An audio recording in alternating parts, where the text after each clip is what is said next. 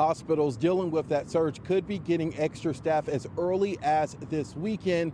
It's a big change from what Governor Abbott told hospitals last week.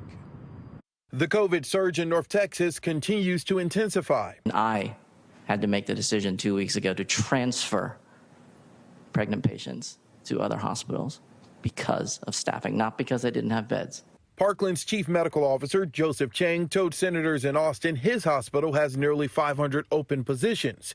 It's a shortage that would spread staff thin, even if North Texas wasn't in the thick of another COVID surge. I had to make the decision to close certain clinics that are providing vital primary care, preventative care, as you point out, to bring staff in to work the more acute areas. A week after the state denied hospital requests for support staff, Governor Abbott on Monday ordered the State Department of Health and Human Services to go ahead and help out.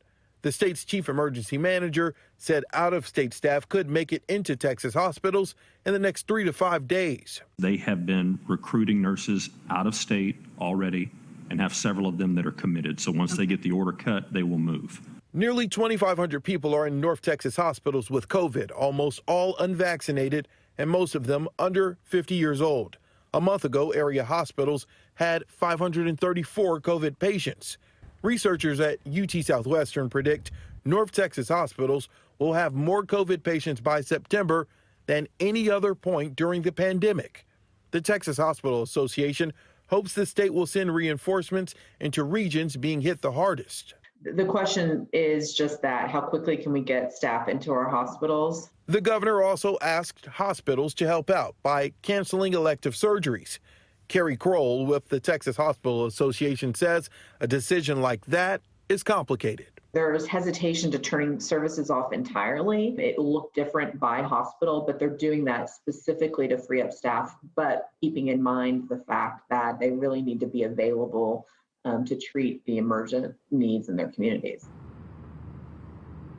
Now, a funding source hasn't officially been announced, but basically the state's going to foot the bill. Chief Kidd, in his testimony, still said once again he thinks that counties need to use the money that they recently got from the most recent plan that Congress passed. Dallas and Tarrant counties combined from that most recent stimulus that passed, they both have a combined more than $800 million.